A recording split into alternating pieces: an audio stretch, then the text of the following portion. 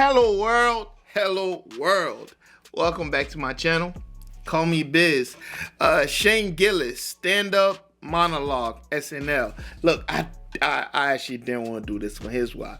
I've tried to do several SNL bits on here, blocked every time, like that hard block. Like you will never see it come. You feel me? But someone hit me up. They say tried it.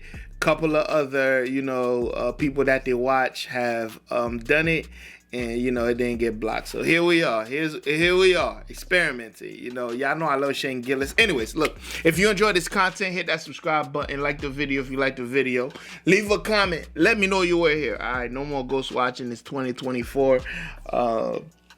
If you ain't got nothing to say, just be like I was here. That's love. This is Shane Gillis, stand-up monologue, SNL. It's crazy. They fired him and then they brought kind of like Norm. Let's go ahead and watch. Ladies and gentlemen, Shane Gillis. Yo, I actually fuck with SNL. I like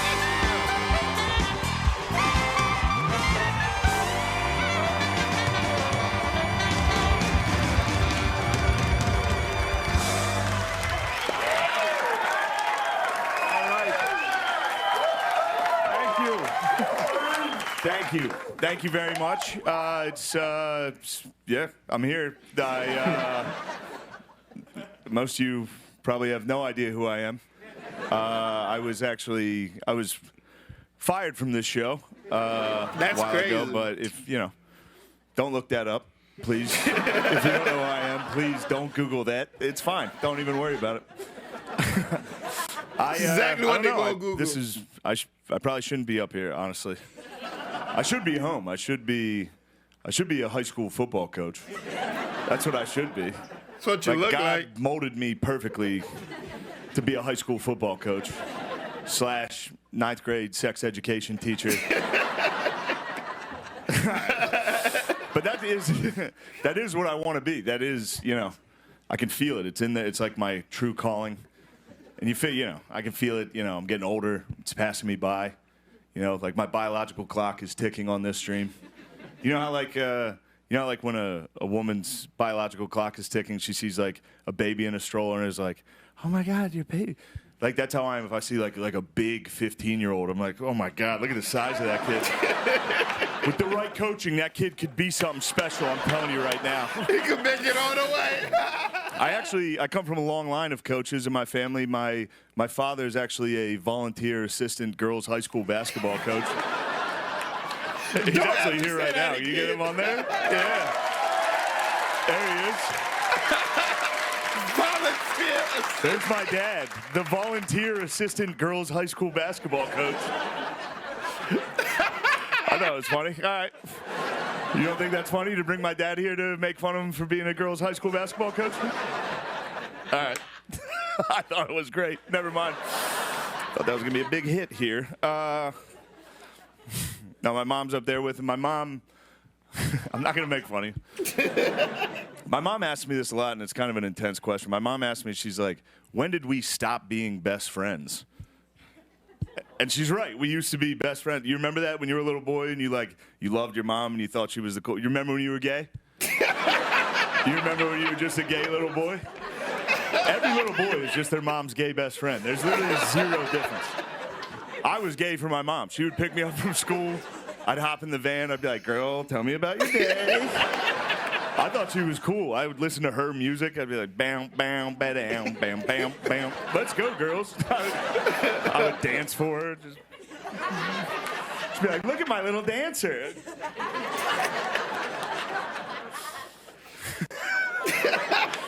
But my mom asked me when we stopped being best friends, and I don't have the heart to tell her because, like most men, I know exactly when me and my mom stopped being friends. It was the first time I whacked off. All right. Because before that, you're like, oh, where's my mom? I love my mom. She's so cool. One nut, you're like, when's that bitch gonna leave the house? I have so much business to attend to. Life got crazy. I hope I could say those words on TV.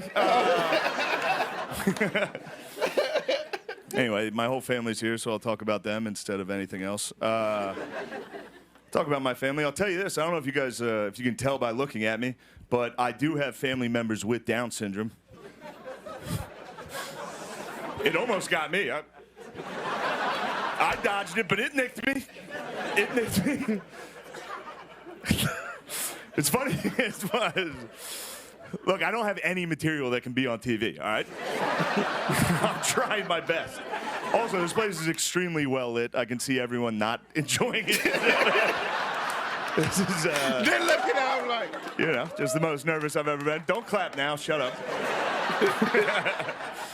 No, I brought up Down syndrome. You can always tell who's never been around Down syndrome when you bring it up. Like, if I tell people, if I'm like, yeah, I have family members with Down syndrome, people that have never been around it are always like, oh... Like it's the end of the world. Like, oh, are they okay? Are they doing? It's like they're doing better than everybody I know. They are lit. They're the only ones having a good time pretty consistently. They're not worried about the election. They're having a good time. My niece has Down syndrome, and I thought that was going to get a bigger laugh. I thought we were allowed to have fun here.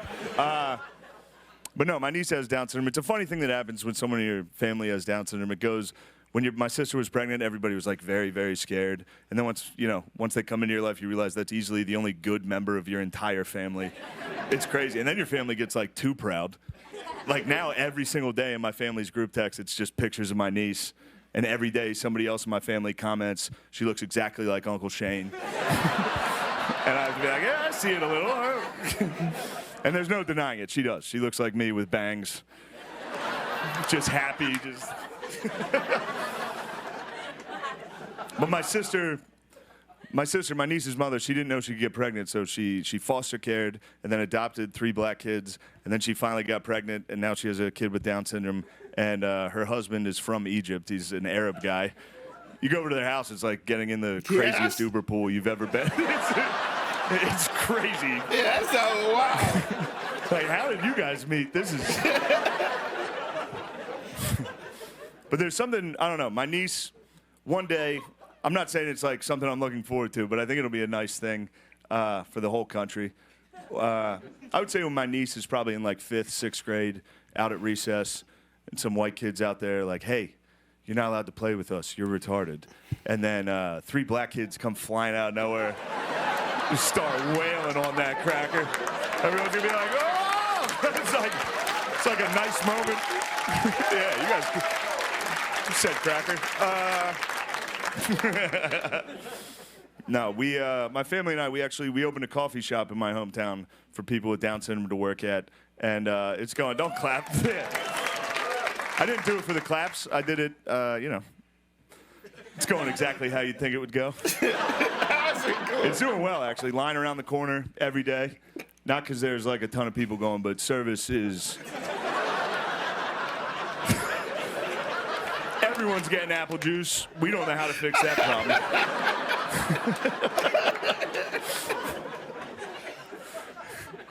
There's one thing you know... There's one thing you notice, though, when you work with these guys, and it's funny. There's zero difference between us and them, and especially at work, there's no difference. Every day these dudes show up to work just... And you're like, what's your problem, dude? They're like, I hate this job so much. All right, hey, we've got a great show for you tonight. 21 Savage is here, so stick around. We'll be right back. 21!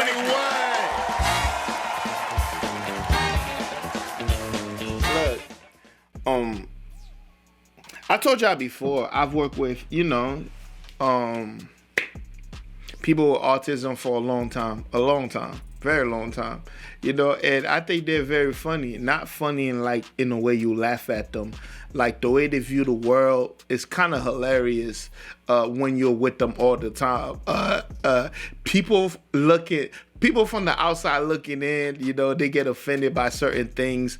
After a while, it's I see why Shane make a lot of fun of that kind of stuff, because it's genuine. Like it's really genuinely funny. Anyways, shout Shout out to anyone that deal with people with autism, Down syndrome, all that stuff, the whole spectrum.